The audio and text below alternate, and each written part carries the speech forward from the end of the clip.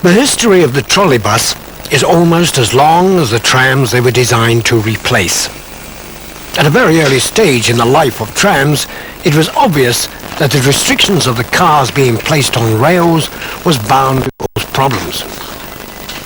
It was bad enough when the main obstacle the trams had to negotiate was the lowly horse-drawn wagon. But as the combustion engine was more fully developed and the motor car and early trucks became more common, it was obvious that a more manageable vehicle was going to be needed. At this stage, the early petrol-driven motor buses were not much of a threat, as they were unreliable and were for the most part very cramped. The earliest recorded trials of a trolleybus were in April 1882 in a Berlin suburb. It was in fact no more than a modified horse-drawn carriage. By June of that year, the experiment was terminated, and it was nearly 2 decades before anyone tried again. The second experiment began in Paris in 1900 as part of that city's great exhibition. The following year brought the first fare-paying service in Germany, and it was not until 1909 that the trolleys were introduced to Great Britain. A further 2 decades elapsed before systems began to evolve in London. One of the early systems in London was based in West Ham, which over the following few years was extended throughout London's East End. Throughout the summer months, in certain parts of England, you can see for yourselves some of the splendid vehicles in all their glory. So before we carry on with the history of the trolleybus, let's take a look at some of them. The beautiful thing about trolleybus is how clean they are and how good they are for the environment, and most of all, how quiet they are.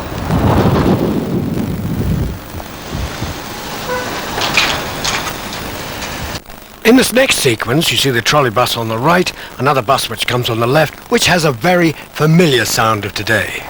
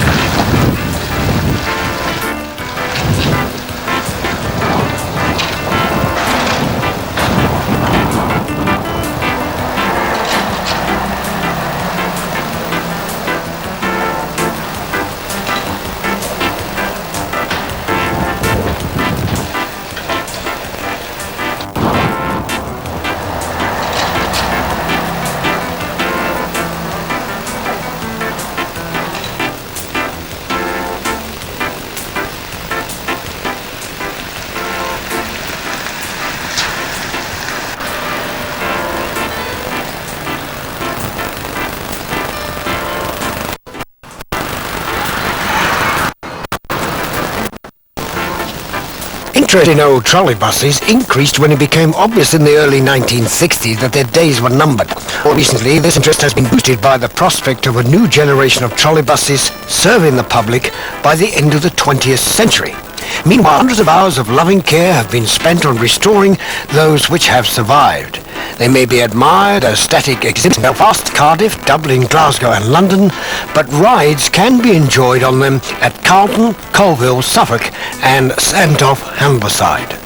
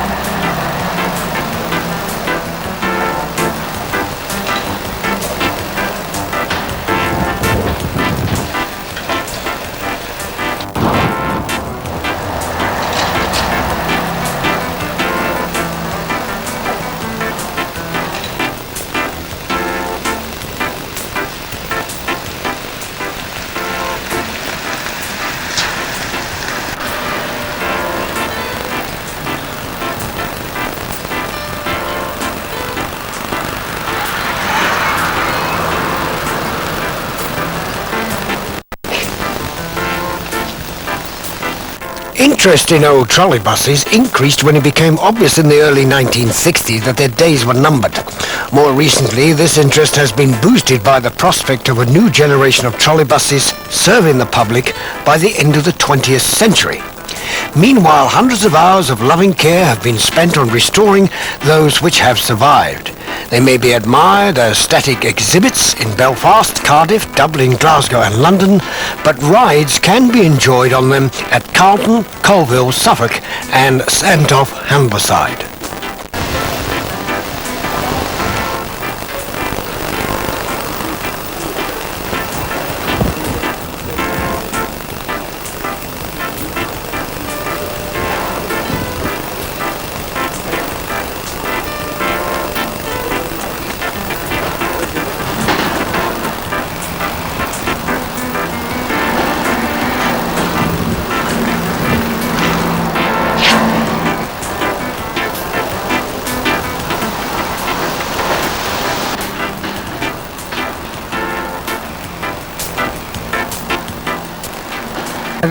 By the time the First World War broke out, there were 7 systems in Britain, which compared to the growth of the trams over the same period was quite a small amount. All of these early vehicles were of single-deck construction, and the first double-decker was introduced in Bradford in 1920. There was a reasonable slow growth in the spread of systems in the 20s and 30s, but this was set to change by 1931.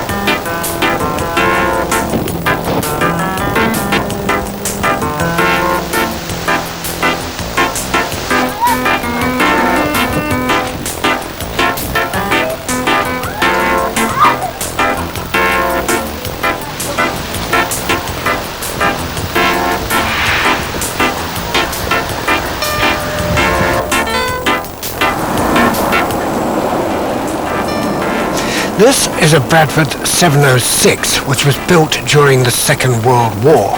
In fact, Bradford received 37 of these vehicles in 1945-1946. They arrived with a mixture of Row and Park Royal utility bodies, and they served the city well for several years. By the mid-1950s, however, their rather basic creature comforts were beginning to seem fairly Spartan, and since mechanically they were still sound, Bradford decided, in common with many other operators of utility trolley buses, to put new bodywork on the old chassis.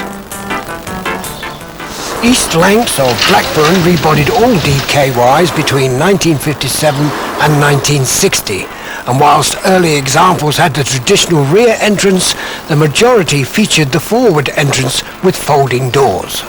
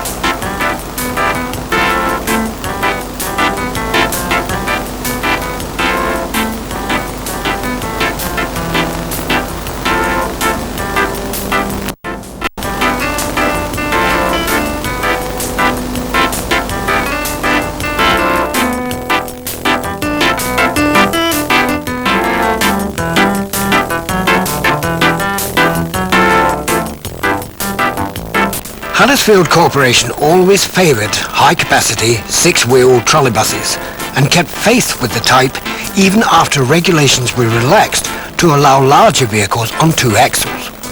It therefore became the last operator to put traditional six-wheeler trolleybuses into service, and the 631 represents the 10-strong class which earned their distinction in 1959.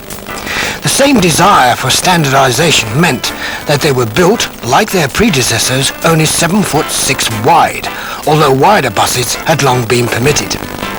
Because Huddersfield considered it the maximum width suitable for long gauge on Route 90, no such scruples ever affected any other motor buses that run on Longwood since. 631 was in service up to the end of the Huddersfield system in July 1968, thereby seeing only 8.5 years of active service. Its life in preservation saw it run in tours in Reading and Bournemouth before being one of the first arrivals at Sandtoft in 1969, and has been a stalwart of the operating fleet ever since. This is the Derby 172 Sunbeam W Wayman. Now this is what those utility trolley buses were like when they were built. Derby 172 was one of a pair supplied in the year 1944.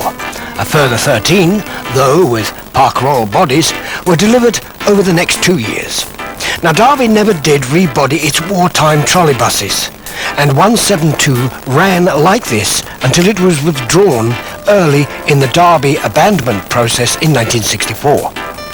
172 has spent most of the last 30 years down the road at the Westgate Trolleybus Museum, but has been let out to play or to celebrate the 30th anniversary of the end of the war, which dictated its style of construction.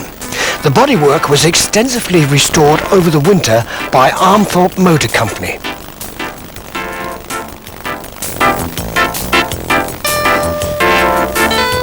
Here we have the Nottingham 506. By far the majority of vehicles which arrived in Nottingham in the post-war years looked like this. 102 of these were put into service in the years 1949 to 1952, but 506 differs from the most in being one of 25 built to 8 feet wide. During restoration work, it became evident that the bodywork was built at Rushes, Loughborough, premises around the time of Leicester City in 1949 at the Cup final appearance. The 8-footers were actually the last Nottingham trolleybuses to be retained, and 506 was Nottingham's official last trolleybus, being sign-written for the closure ceremony on the 1st of July 1966. This 506 has a varied career. Nottingham kept it for some time in the hope that it would be preserved, but when it happened it was quickly vandalised despite being kept in a locked shed. It presented a sorry sight when it arrived at Sandtoft in 1974 after being kept at various locations in Yorkshire, but over subsequent years it has gradually been restored. It now appears as it did during its latter years in Nottingham. The last trolleybus lettering was not immediately reapplied, although it was a long-term intention simply to distinguish it from other preserved Nottingham six-wheelers of similar type.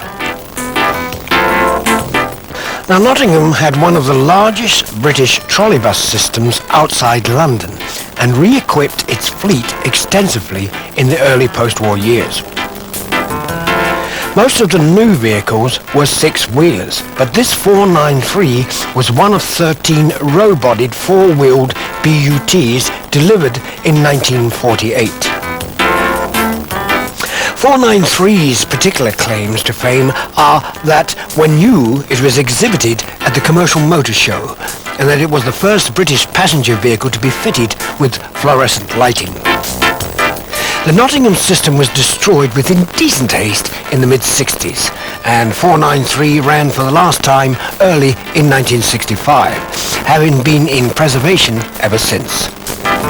It came to Sandtoft in the spring of 1970, and observant visitors might notice that apart from its colour, this vehicle is very similar to another type of trolleybus, the Bradford 746.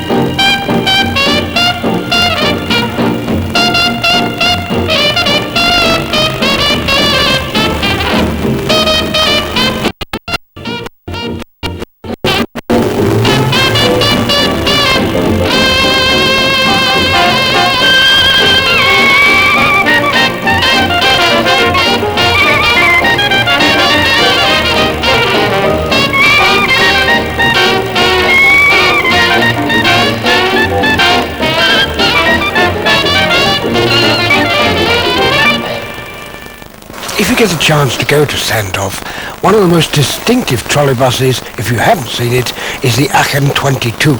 It is a huge 1.5-deck German vehicle which is usually on display at gatherings. Unfortunately today it was in for repair. Apparently it was during the Second World War which saw the rapid demise of many of the tram systems. Many local authorities choosing the much more flexible trolleybuses or the petrol-driven motorbus. During this period, with bigger capacity and more powerful motors, the trolleybuses reigned supreme. Nowhere was the expansion more notable than in the capital, and with the formation of the London Passenger Transport Board in 1933, this was indeed the heyday of the trolleybus. This expansion was halted with the outbreak of the war, and many of the remaining tram systems were destroyed during the Blitz. And when the war was over, the trams were regarded as too expensive to replace. And by 1952, there were nearly 2,000 trolleybuses running in London alone. At one point, it was rumoured that the famous Kingsway tram tunnel would be converted to trolleybus use, but this, in the end, never happened. The post-war boom in trolleybuses continued with new systems opening up all over the country.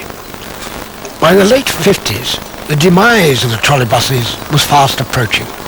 With petrol now available very cheaply, the trolleybuses were no longer regarded as a cheap alternative, and with much of the infrastructure coming up for renewal and the excess pollution of the buses not being an issue, the writing was on the wall. What no one realised at the time was the argument for replacing the trolleybuses with motorbuses was a false one. The motorbus was more expensive to buy. In most cases it held less people and only had half the road life. From 1960 onwards, the systems began to close. Trolleybuses manufacture ceased in the mid-60s. But with many of the buses having around 20 years of use left, it was not until 1972 that the final systems closed down. Thankfully, during the last decade of the trolleybus story, many enthusiasts were already making plans to ensure the survival of as many of them as possible. Many fine examples have been preserved in museums around the country. But for those people who are too young to remember the trolleybuses on the streets of Britain, there are still places where you can see them running at most weekends. There are a number of fine examples here at the East Anglia Transport Museum, and also in the London trolleys can be seen running at most weekends where they were originally in service in the late 1930s and early 40s.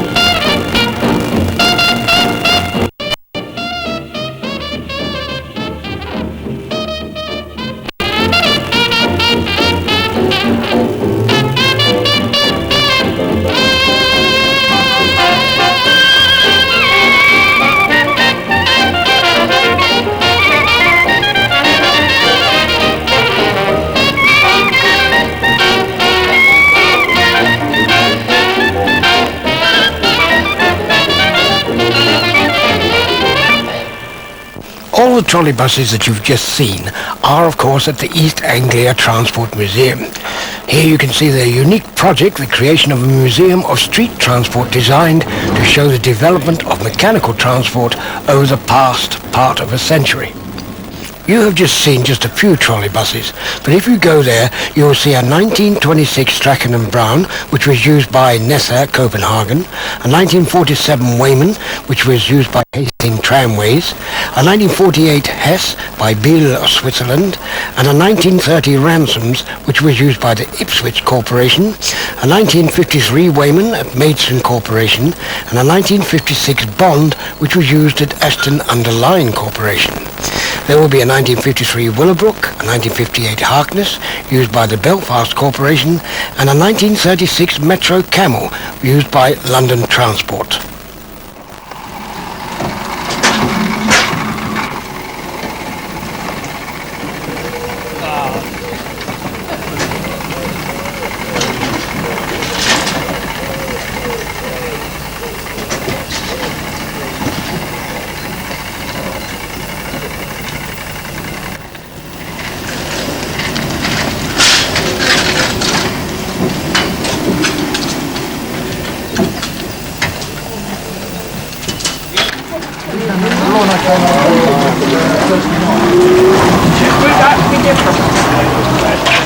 It is ironic to think that the principle that was once destroyed could well come back again.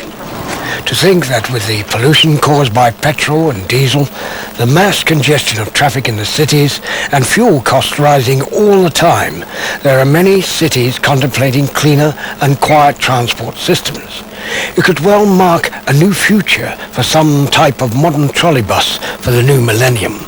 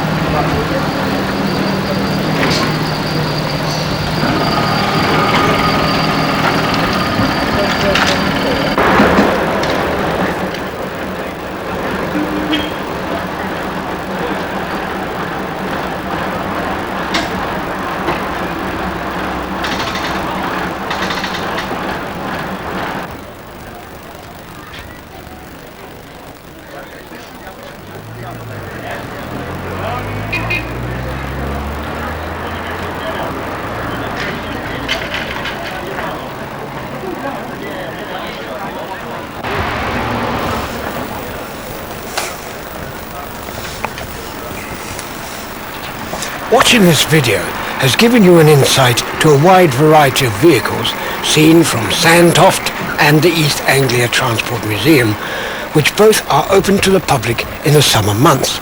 And of course, when they are open to the public, they are regarded as essential to achieve a high standard of maintenance on all the vehicles which they run, especially those which members of the public are encouraged to travel.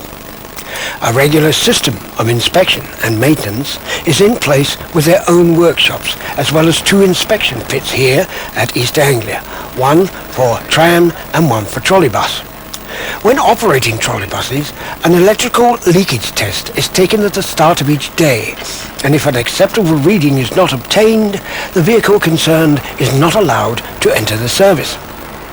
Electrical current for trams and trolleybuses is provided at 600 volts DC, the power being supplied through a transformer rectifier from the electricity company's network.